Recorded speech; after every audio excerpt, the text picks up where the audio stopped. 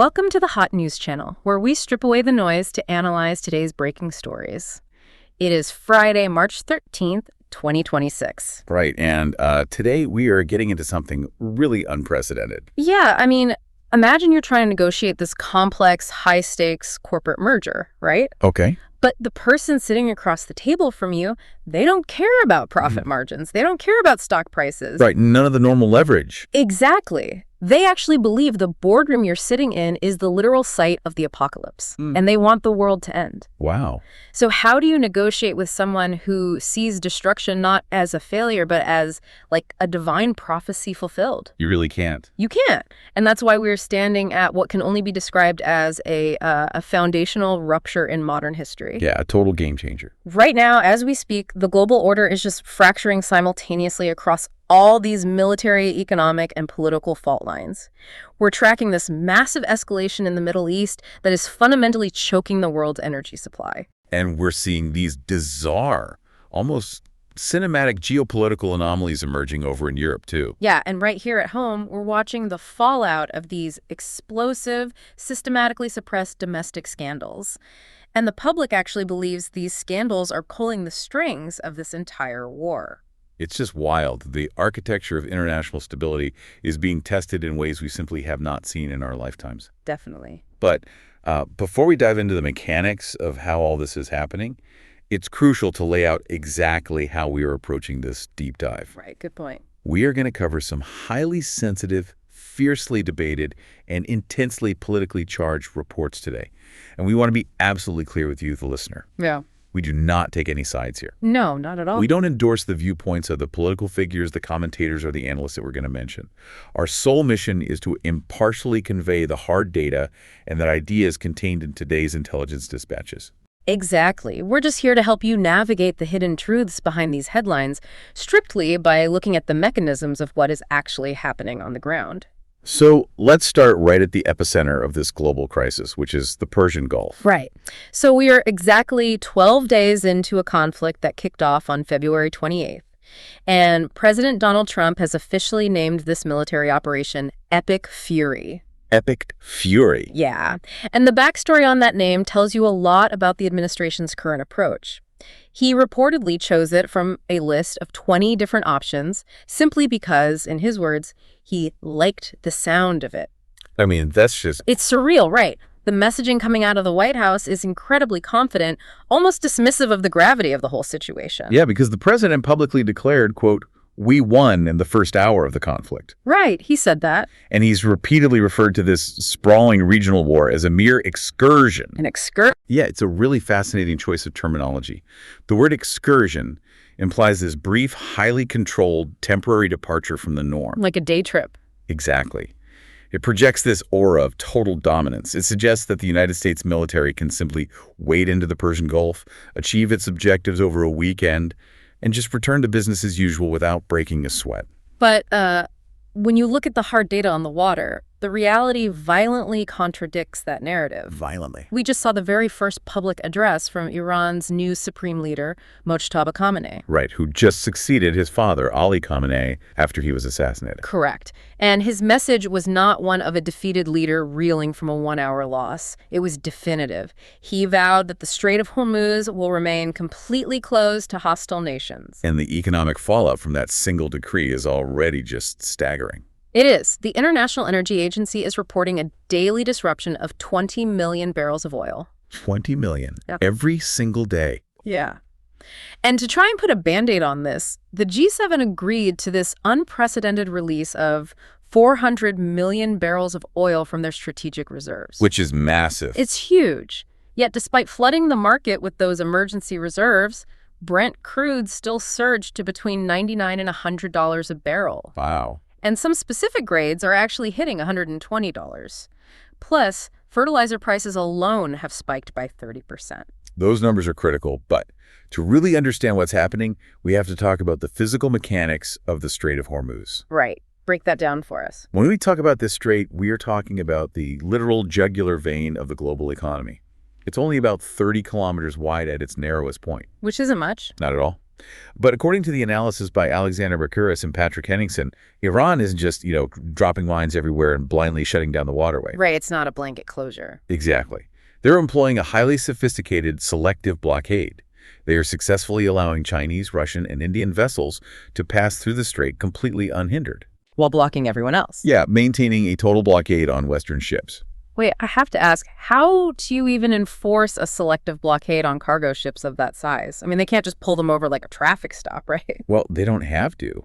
The enforcement mechanism isn't just Iranian patrol boats out on the water, it's the global insurance market. Oh, really? Yeah, we were talking about VLCCs, which are very large crude carriers. These are colossal vessels. Picture the Empire State Building laid on its side. Jeez. Carrying 2 million barrels of crude oil, costing upwards of $300 million just to build. And right now, for Western operators, those ships are just sitting ducks. Exactly. Maritime insurance syndicates, like Lloyd's of London, calculate what's called a war risk premium.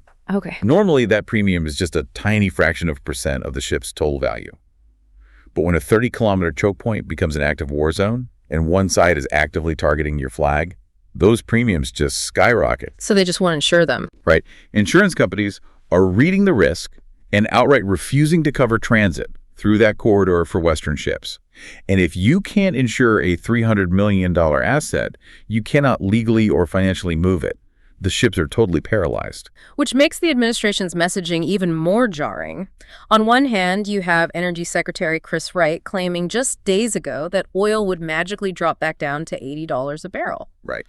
But then President Trump posted on Truth Social that high oil prices are actually a net positive. He argued that because the U.S. is the largest oil producer, we are going to, quote, make a lot of money. So you have two completely different realities being broadcast from the exact same administration in the span of just a few days. Yeah, it highlights this profound dissonance between domestic political messaging and stark economic reality. And what's crucial to understand here is the underlying geopolitical strategy Iran is employing. The Strait of Hormuz is not just a body of water, it's the ultimate geopolitical lever. Right. By applying this selective pressure, allowing their competitors like Russia and China to pass, while starving Western markets, Iran has effectively seized control of global inflation. Wow. They don't need to win a conventional force-on-force naval battle against the U.S. Navy. They don't need to sink an aircraft carrier. They just hit the wallet. Exactly. They just need to make the financial cost of transit astronomically, unsustainably high for the West. But the administration isn't backing down from the rhetoric either. President Trump issued a very specific threat, stating he would completely destroy Iran's electricity grid in an hour if they don't comply and open the strait. And in response to that, Iranian Foreign Minister Arashi warned that doing so would plunge the entire region into darkness. Yeah, he wasn't just talking about Iran. No, he was heavily implying retaliatory strikes on the power grids of U.S. allies across the Gulf. Which raises a fundamental question about the nature of military leverage here. I mean, launching cruise missiles or stealth bombers to destroy an electrical grid from the air is relatively easy for the United States. The kinetic capability is absolutely there. Right. But holding a 30-kilometer-wide maritime choke point open against an entrenched, heavily armed adversary who controls the entire northern coastline, that's virtually impossible without catastrophic economic self-harm. Think of it like trying to secure a bank vault while you're standing on a trapdoor. Oh, that's a good analogy. You absolutely have the firepower to blow the vault doors off its hinges. But the moment you try to step inside to take the money, the ground gives way beneath you. And the trapdoor here is the global energy market. Exactly. The moment the U.S. fully escalates to destroying civil infrastructure, the strait doesn't just become risky, it becomes completely impassable for everyone. And oil goes to $200 a barrel. And if you're listening to this right now and wondering why a geopolitical standoff 7,000 miles away matters to your everyday life, well, this is exactly why. A 50 to 80 cent jump at the gas pump overnight fundamentally alters the mathematics of daily survival. It immediately changes the cost of harvesting food, the cost of transporting groceries to your local supermarket, the cost of Amazon logistics, delivery services. Your daily commute. Exactly. For the 65% of Americans currently living paycheck to paycheck, a sustained spike in energy prices isn't just some inconvenience on the evening news. It is financially ruinous. Which brings us to the physical battlefield. Because if the economic front is looking dire, The contrast between the official narrative of a one-hour victory and the operational realities on the ground is even starker. Let's dig into the hard data on that military front. The Pentagon has officially priced just the first 6 days of epic fury at $11.3 billion. Over $11 billion in 6 days. Yeah. And it's important to note that this is a conservative baseline number. It explicitly omits several major classified operational costs. But the return on that massive financial investment is looking incredibly grim. According to the analysis by Theodore Postal, a professor emeritus at MIT, the interception rate of U.S. and Israeli air defenses against incoming Iranian ballistic missiles is currently sitting at less than 5%. Less than 5%. Yeah. He went so far as to publicly refer to the U.S. air defense systems as a, quote, gigantic fraud. A 5% interception rate is just a catastrophic failure of the defense umbrella. It really is. And to understand why that number is so significant, we have to look at how these systems actually work. Yeah. An interception isn't just pointing a missile in the sky and hoping it hits something. Right. It requires an incredibly complex kill chain. You're essentially trying to hit a bullet with another bullet while both are traveling at Mach 5 or higher. And to do that, you need early warning. You need to know exactly when and where that first bullet was fired. But that entire warning network is collapsing. Look at the volume of fire they're dealing with right now. It's massive. The Israeli military reported 300 ballistic missiles fired at them in just the first 10 days. That is roughly 30 ballistic missiles per day penetrating the airspace. 30 a day. On the other side of the ledger, the Iranian Red Crescent claims over 17,000 residential buildings have been hit by the U.S.-Israeli coalition. Wow. And inside Israel, the health ministry reported 2,745 people wounded since the war began. And here is where the mechanics of that 5% interception rate really become clear. U.S. early warning radars across the entire Middle East have been systematically dismantled. We are talking about the anti-PY2 THAAD radars. And we really need to explain what a THAAD radar is, because it's not just a spinning dish on top of a tower somewhere. Right, it's not like an airport radar. No, the anti-PY2 is a massive phased array radar system. It is literally the size of a bus. It doesn't spin. It uses thousands of tiny electronic transmitters to steer radar beams instantly across the sky. That sounds incredibly advanced. It is. It can see a ballistic missile launch from hundreds and hundreds of miles away, calculate its exact trajectory, and feed that data to the interceptor batteries. Because, the Earth is curved. Yeah. You cannot put a radar in Israel and expect it to see a missile launching from deep inside Iran right away. Right, line of sight. Exactly. You have to forward deploy these radars in places like the UAE or Jordan or Qatar to essentially look over the horizon. But those forward deployed eyes are just gone now. The systems in the UAE and Jordan, as well as critical systems at the Al Udeid base in Qatar and in Kuwait, have been entirely destroyed. Completely taken offline. Yeah. And because of this blinding effect, missile warning times in Israel have just plummeted. They used to have several minutes to track, calculate, and fire interceptors. Now, those warning times are down to less than 60 seconds. Less than a minute. You can't calculate a firing solution for an incoming ballistic missile in under a minute with a 95% success rate. You're essentially shooting blindfolded. And while the early warning systems are being dismantled, the offensive posture is also facing these bizarre setbacks. Consider the crown jewel of the U.S. Navy, the USS Gerald R. Ford. Oh, right. It's a $13 billion supercarrier designed to project overwhelming power. Yet reports indicate it has been lingering in the Red Sea, largely avoiding direct combat operations because it is dealing with a, quote, main laundry space fire. A laundry fire? I mean, that sounds almost comical for a warship of that magnitude. It sounds comical until you understand the logistics of a floating city. A Nimitz, or Ford-class carrier, holds roughly 5,000 sailors. A fire in a massive industrial laundry space deep within the bowels of a ship is a critical hazard. Because of the smoke. Smoke spreads through the ventilation, electrical systems get compromised, and suddenly your $13 billion asset is combat ineffective. Not because of an enemy torpedo, but because of a catastrophic internal logistical failure. That's wild. So when you combine an incapacitated supercarrier with blinded radar systems, what we are witnessing is the clinical application of attrition via asymmetric warfare. Break that down for us. What does that actually mean in this context? It means Iran is not attempting to fight a conventional symmetrical war. They aren't lining up their ships against the U.S. Navy, and they aren't trying to match fifth-generation fighter jets in dogfights. If they lose. Exactly. They know they would lose that conventional fight in a matter of hours. Instead, they're utilizing asymmetry. They use cheap, abundant drones and precision munitions to systematically blind the United States and its allies. Right. They take out the eyes and ears, those massive, expensive TIAD radars we talk about, while simultaneously bleeding them financially by forcing them to fire multi-million-dollar interceptors at incredibly cheap incoming decoys and missiles. It is a strategy of pure exhaustion. And the psychological toll of that exhaustion is immense. And it's visible right now. I mean, the U.S. State Department has ordered mandatory evacuations for all diplomatic staff in Saudi Arabia. It's pulling everyone out. Yeah. And we're seeing reports of mass chaos at Dubai's international airport as expatriates frantically try to flee the region.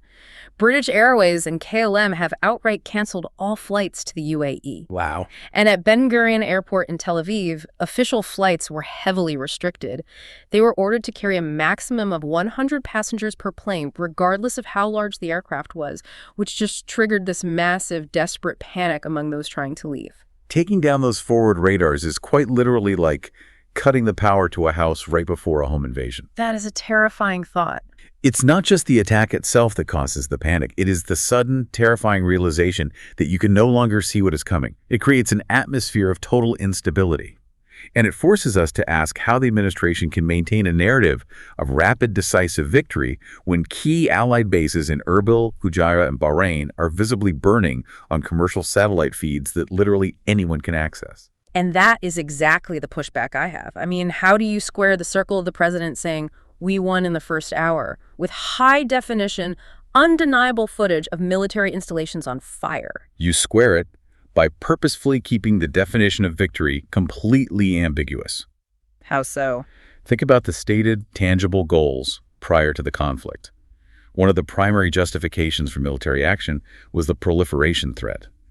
Yet the U.S. and Israel haven't even secured the 450 kilograms of highly enriched uranium currently held by Iran. Which was the whole point, right? Exactly. Without neutralizing or securing the very nuclear materials that supposedly necessitated the intervention in the first place, the actual tangible objectives of epic Syria remain entirely opaque. When the goalposts are invisible, the administration can claim they've scored a touchdown from anywhere on the field. That makes sense. And that brings us to a part of the conflict where the disconnect between official claims and the ground truth reaches its absolute most tragic peak. When we examine the civilian toll, the obfuscation becomes deeply unsettling. Let's talk about the Minab school massacre. Yeah, this is rough. The hard data on this is just devastating. On the very first day of the war, a girls' school in the southern Iranian town of Minab was struck. Approximately 165 to 175 children, ranging in age from 5 to 12 years old, along with 14 of their teachers, were killed. And reports heavily indicate it was a double-tap strike. And we really must explain what a double-tap strike entails, because it is one of the most horrific realities of modern aerial warfare. Yeah, please do. A double-tap strike means a location is bombed, and then the military waits. They wait a specific amount of time, usually 15 to 30 minutes, for the ambulances, the fire trucks, and the civilian rescue workers to arrive and begin pulling people from the rubble. Right. Once the first responders are clustered at the site, a second munition is dropped on the exact same coordinates. It is specifically designed to maximize casualties and destroy the rescue infrastructure itself. It's unspeakable. And the immediate political response from the U.S. was entirely bewildering. President Trump publicly claimed that Iran somehow managed to acquire a U.S.-made Tomahawk cruise missile and used it to bomb their own school in a false flag operation. Which is just... But within days, a preliminary Pentagon investigation officially broke ranks and confirmed that the United States was, in fact, responsible for the strike. The military cited human error and outdated targeting data from a 10-year-old map to explain how a school was designated as a military target. The admission of using a 10-year-old map is just staggering, especially when you consider the technological capabilities of the U.S. military. Why would they even admit that? This admission was likely a frantic attempt to push back against much darker rumors circulating in the defense community. There was massive speculation that automated algorithmic targeting systems autonomously generated the strike coordinates without any human oversight. Oh, wow. According to the analysis by Max Blumenthal, systems like Palantir's Maven software have been heavily scrutinized for their role in automating target generation. Wait, what does algorithmic targeting actually mean in this context? Are we talking about a computer just deciding to bomb a school? Not exactly deciding, but heavily influencing the decision. Project Maven and systems like it use vast amounts of data satellite imagery, cell phone geolocation, drone feeds to automatically identify and flag potential targets for human operators. Okay, so a human still pulls the trigger. Technically, yes. But the problem is automation bias. If a highly advanced, multi-billion-dollar algorithm tells a stressed, exhausted intelligence analyst that a specific building is a hostile command center, the human is highly likely to trust the machine even if it's actually a school. Right. The Pentagon is insisting this was a purely human failure utilizing an old map, because admitting that their flagship artificial targeting algorithms are hallucinating targets would undermine the entire foundation of their modern warfare doctrine. But regardless of whether it was a map or an algorithm, the societal blowback of this event has been profound. According to the analysis by Professor Mohammad Marendi, Western intelligence severely miscalculated the psychological impact of this tragedy on the Iranian populace. How so? The anticipated strategic outcome of Epic Fury was that an overwhelming display of force would fracture Iranian society and incite a mass uprising for regime change. But the bombing of the school did the exact opposite. It unified the population, despite the ongoing, very real threat of bombardment. Massive, defiant rallies took place on Inqilab Street in Tehran. The tragedy just became a crucible for national unity. It also became a massive front in the domestic information war. We've seen claims from figures like Vahid Jalili spreading narratives that the Iranian Revolutionary Guard Corps blew up the school themselves and then filled the rubble with frozen bodies taken from cold storage just to create propaganda against the U.S. But the hard data from the Pentagon's own admission completely refutes that conspiracy. They admitted they dropped the bomb, which makes the president's stolen tomahawk narrative so incredibly absurd. It really is. I have to push back on how anyone could logically process that claim. Tomahawk cruise missiles are manufactured by Raytheon. The United States only sells them to 3 very close, highly vetted allies: the UK, Australia, and Japan. Right. They are massively complex weapons requiring specific naval launch systems. The logistical reality of Iran acquiring an intact Tomahawk missile, figuring out its proprietary targeting software, and firing it at their own citizens is beyond science fiction. How does an administration expect anyone to actually believe that? That is the crucial insight. They don't expect you to believe it. They don't. No. Statements like the stolen tomahawk aren't deployed to convince you of a fact. They are deployed to flood the zone with confusion. This is a classic tactic of information warfare. Oh, I see. If the public and the media are spending a week arguing over the logistical impossibility of a stolen missile, or debating whether bodies were frozen in cold storage, or investigating if a software algorithm went rogue, what are they not doing? They're not asking about the victims. Exactly. Yeah. They are not demanding immediate, intense accountability for the 165 children who died due to a 10-year-old map. It delays the consequences of the truth by forcing everyone to navigate a dense, exhausting maze of deliberate falsehoods. So it's about exhausting the public's bandwidth for outrage, which brings us perfectly to the domestic side of this crisis. Because to understand how a conflict of this magnitude is sustained, despite a 5% interception rate, despite catastrophic operational failures, despite a choked global economy, we have to look at the political and ideological engines here at home that are actively demanding escalation. Right. Let's look at the hard data on Capitol Hill. Senator Lindsey Graham has been aggressively advocating for a massive escalation. He is calling for a full-ground invasion of Iran. And because the military is currently facing a severe recruitment deficit, he is openly floating the idea of reinstating the military draft to send American sons and daughters to fight in the Middle East. Openly discussing a military draft is an incredible political risk. It's political suicide, usually. It is the third rail of American politics. Yeah. The fact that a sitting senator is willing to touch it tells you how intensely committed this faction is to a prolonged kinetic war. But simultaneously, we are seeing a massive fracture within the administration's own political base. Prominent right-wing influencers, people like Joe Rogan and the organization founded by the late Charlie Kirk, are experiencing a severe public split from the administration. Yeah, they're not happy. They are openly questioning how a political platform that was explicitly built on the promise of no more forever wars ended up launching Epic Fury within weeks. The populist base is completely alienated. So if the populist base is alienated and the economic fallout is disastrous, where is the unyielding political support for this war coming from? That's the billion-dollar question. To understand that, we have to look at a very specific, deeply rooted underlying theology. According to the analysis of Christian Zionism, specifically examining the influence of televangelists like Kenneth Copeland, this isn't just about geopolitics. Yeah. It's about eschatology, the theology of the end of the world. Copeland is a monumental figure. He has a reported $300 million net worth, a fleet of private jets, and an audience of millions. Okay. He recently hosted the 40th Southwest Believers Convention, and the details of his sermon there are vital to understanding this political engine. During a highly publicized event, Copeland engaged in a bizarre theatrical ritual. He stood on stage and appeared to mimic slicing his hand open, pretending to drip his own blood into a communion cup, explicitly claiming to mix his blood with the divine covenant of God regarding the Middle East. I am still completely stunned by the details of that blood-mixing communion ritual. It is a theatrical deception, obviously. He didn't actually cut his hand. But the sheer absurdity of performing a fake bloodletting ritual in front of thousands of cheering people, it just boggles the mind. It's very intense. What does a televangelist playing with fake blood have to do with naval blockades and head radars? It is theatrical, yes. But we have to steer this back to the macro level to see the connection. When you look at figures like Copeland, who wield massive, tangible influence in places like Texas and throughout the Sun Belt, you are looking at the spiritual leadership of a voting bloc tens of millions strong. Okay. Their belief system intertwines divine biblical prophecy with modern military conquest in the Middle East. For this demographic, the existence and military expansion of certain states in the Middle East is a prerequisite for the return of Christ. Wow, so it's literal to them. Very literal. Therefore, it provides a built-in base of highly motivated voters and donors who view operations like epic fury, not as flawed geopolitical maneuvers over oil, but as necessary, divinely mandated spiritual warfare. So for them, the logic of geopolitics is totally bypassed. Precisely. And this is why the conflict is spiraling out of control.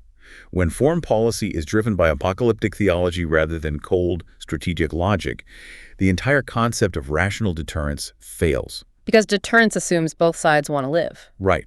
Deterrence relies on both sides wanting to survive.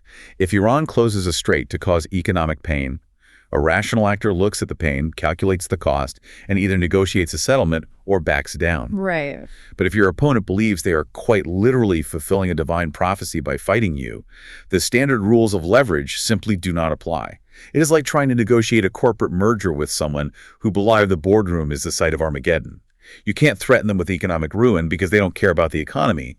They care about the prophecy. Which makes the escalation almost impossible to contain because the normal pressure valves don't work. But here is where this entire deep dive gets really, really interesting. Oh, yeah. If strategic military objectives are opaque and theological fervor only accounts for a specific segment of the base, how do we explain the precise timing of epic fury? Well, public polling suggests the American populace is looking at a much darker, entirely hidden motive for this war. You're referring to the domestic distraction theory. Exactly. Let me open the vault on this polling data because it is staggering. A recent poll conducted jointly by Dropsite News, Zeteo, and Data for Progress asked Americans why they thought this war was happening right now. And the numbers were huge. 52% of all American voters believe that the Trump administration launched this war, in whole or in part, specifically to distract from the newly released, highly suppressed Jeffrey Epstein scandal files. Let that sink in. Let me break those numbers down. That includes 81% of Democrats, 52% of independents, and a surprising 26% of Republicans. The clear majority of the country believes a global war is essentially a smokescreen for elite corruption. And when you actually look at the horrifying details within these suppressed files, you start to see exactly why powerful people would need a distraction of this magnitude. Let's look at the hard data from the document dumps. First, we have a file referred to as the ambassador. This one is chilling.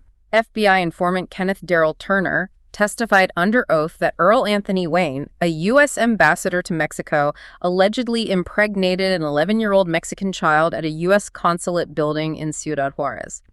The files explicitly note there was a positive DNA match confirming this, although Wayne vehemently denies all the allegations. Stop right there and consider the weight of that single allegation. Yeah. A United States ambassador inside diplomatic consulate, which is sovereign U.S. territory, committing an atrocity against a child, with DNA evidence cited in an FBI file. Right. That alone is an international scandal of catastrophic proportions. It would normally consume the news cycle for a year. But it gets stranger.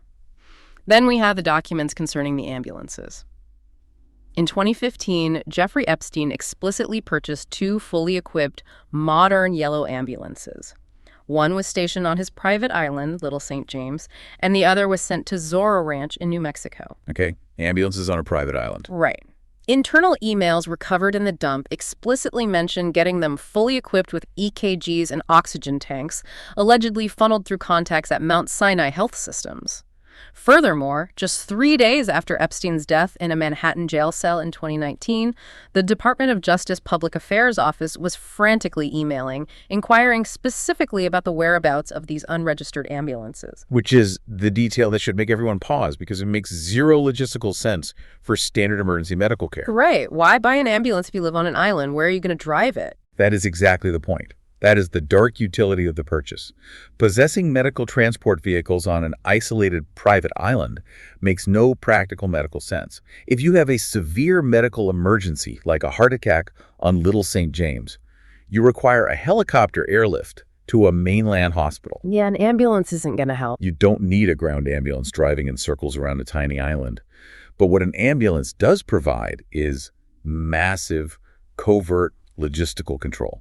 Explain that. How is an ambulance covert? It has flashing lights. It is covert precisely because of how society and law enforcement treat it. An ambulance has tinted or frosted windows.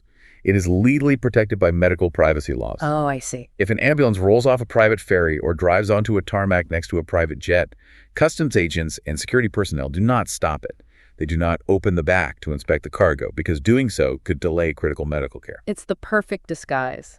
It is the ultimate Trojan horse. It allows you to move people or illicit materials in plain sight, completely bypassing standard security checks under the unassailable guise of medical emergency.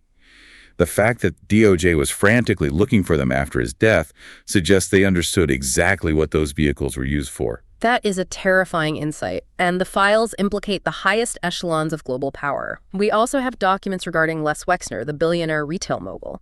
An explosive email Epstein sent to himself in 2014 states, quote, "Never ever did anything without informing Les," and he stated he would never give him up. The email also meticulously notes the presence of 24-hour security at Wexner's properties in New Albany and Aspen. And it crosses the pond, too. Yes. Finally, we have Peter Mandelson and former UK Prime Minister Tony Blair. An email from Peter Mandelson to Jonathan Powell, who was Blair's chief of staff dating back to 2002, orchestrated a meeting between the Prime Minister and Epstein. The email explicitly briefs Blair on Epstein's massive wealth and his close relationship with Ghislaine Maxwell. So if we look at the totality of these files ambassadors, billionaires, prime ministers, covert logistics, we are looking at the mechanics of a classic wag the dog scenario. Exactly. The question is it actually possible to launch a global kinetic war involving multiple sovereign nations purely to bury a domestic news cycle about elite blackmail? I have to push back on the skepticism there, because I present to you the undeniable timeline correlation. The Epstein files drop, the internet explodes, and almost immediately, within days, the bombing campaigns in the Middle East begin. The overlap is suspiciously perfect. It perfectly buries the headlines. The timeline is compelling. I absolutely concede that. The correlation is impossible to ignore. But we have to question the mechanisms of power. Do even the highest levels of government possess the sheer operational competence and total secrecy required to orchestrate a kinetic war, moving aircraft carriers and coordinating airstrikes purely as a PR distraction? You think it's too big to keep quiet? A conspiracy of that scale requires thousands of people to stay quiet. It is perhaps more analytically sound to view this as a convergence of overlapping opportunism. Overlapping opportunism, what does that mean? It means multiple powerful factions getting what they want at the exact same time. The military hawks, driven by that apocalyptic ideological engine we discussed with figures like Copeland, finally get the war with Iran they have wanted for decades. They provide the military justification. Right. At the exact same moment, the compromised elites, the people terrified of what is in those Epstein files, simply ride the shockwave. They utilize the massive, blinding chaos of a global conflict to quietly bury their devastating scandals. It is a symbiotic relationship of disaster. So they didn't start the fire, but they're using the smoke. They don't have to orchestrate the war. They just have to let it happen and use the smoke to hide. But the fact that 52% of the public believes it is a deliberate distraction demonstrates a terminal, foundational collapse of trust in our institutions. If the public thinks you would bomb a foreign country just to hide blackmail files, your institutional credibility is effectively zero. And that institutional collapse, that disaster, is bleeding out globally. This brings us to the contagion effect, the European collapse and the ensuing economic absurdity. Yeah, let's go there. The chaos in the Middle East and the domestic decay in the U.S. are directly infecting the European theater. Let's look at the hard data on that front. Ukraine is currently facing total financial ruin. Ukrainian President Volodymyr Zelensky is furiously blaming Hungarian Prime Minister Viktor Orban, claiming Orban is personally blocking a massive $90 billion EU loan package. And that loan package isn't just for weapons. Without that influx of capital, the Ukrainian state apparatus literally cannot function. They cannot pay pensions, they cannot pay civil servants, the government just shuts down. Exactly. The EU is currently scrambling in a total panic to formulate a Plan B. This backup plan involves desperately organizing bilateral loans from Baltic and Nordic countries just to keep the Ukrainian civil administration afloat. It's a mess. And amidst this geopolitical panic, we have a bizarre, almost cinematic logistical failure. A highly secure convoy of trucks was transiting from Austria through Hungary, destined for Ukraine. It was carrying a reported $80 million in physical cash and gold bullion. Hungarian authorities intercepted the convoy at the border. After a diplomatic standoff, they eventually returned the vehicles to Ukraine. But when the trucks arrived, they were completely empty of the cash and gold. $80 million in physical assets simply vanishes at a European border crossing. It is a physical manifestation of the evaporating support and the breakdown of the rule of law within the European alliance. Meanwhile, geopolitical adversaries are expertly capitalizing on the chaos. Russian Special Envoy Kirill Dmitriev was recently spotted in Florida, holding direct, high-level meetings with U.S. envoy Steve Witkoff and Jared Kushner. Dmitriev is capitalizing on a brutal new reality. Because of the Iranian blockade in the Strait of Hormuz, the U.S. desperately needs Russian energy to flood the market and offset the massive supply drop. It is a total geopolitical inversion. Think about the irony here. The West has spent years trying to sanction and isolate Russian energy to support Ukraine. Right. Now, because they've walked into a trap in the Strait of Hormuz, the U.S. is quietly negotiating in Florida to get Russian oil flowing to stabilize domestic gas prices while simultaneously watching Ukraine run out of money. And as a final, almost poetic symbol of institutional absurdity amidst all this economic collapse, the UK government just made a stunning announcement. They are officially removing Winston Churchill from their banknotes. They are replacing historical figures with creatures and pop culture icons, including an official new design that features Sonic the Hedgehog on the national currency. If we connect these global dots, a very clear, very sobering picture emerges. The Middle East war has completely drained the West's military, financial, and political bandwidth. Completely? With crucial, highly advanced air defense systems like the Patriot batteries being desperately diverted from Eastern Europe to the Persian Gulf to protect burning bases, Ukraine is being left out to dry.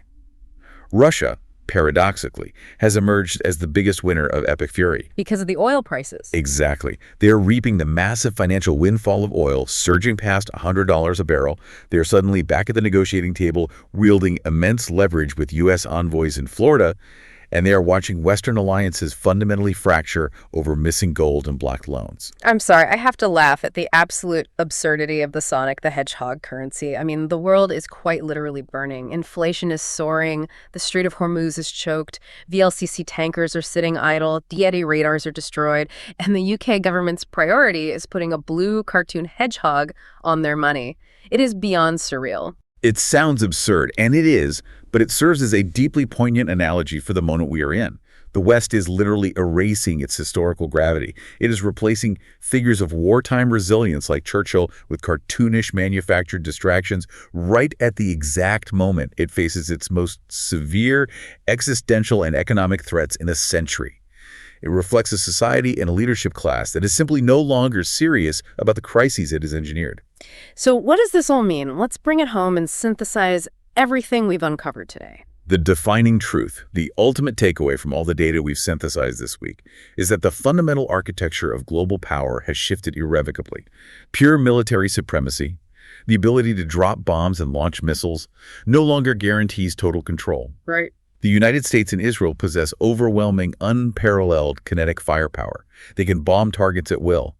Yet they are being entirely paralyzed economically by a 30-kilometer stretch of water. They have all the missiles in the world, but they cannot force a single cargo ship through a strait if the insurance companies refuse to underwrite the journey. It's crazy to think about it that way. Furthermore, Their domestic populations are entirely rejecting the official state narratives. Citizens view their leaders with absolute terminal distrust, assuming that every major military action is just a cover for profound, dark corruption. We are watching the limits of hard power crashing into the realities of asymmetric economics. That brings me to a final thought for you to mull over as we wrap up today's deep dive. We've talked about a military spread perilously thin, blindly protecting foreign maritime routes against asymmetrical drone attacks. We've talked about a political class that the public believes is hopelessly compromised by suppressed blackmail files and driven by apocalyptic theology. Yeah. If the system is this fragile, this distracted, and this distrusted right now, what happens when a true, unexpected black swan event actually hits the homeland? If we are struggling to manage an excursion 7,000 miles away, who is actually steering the ship here at home when the real storm hits? That is the question we all need to be asking. If you found this analysis valuable, hit the plus or follow button on your podcast app and give us a like. Subscribe to the Hot News channel for more deep dives. Until we meet again. Goodbye.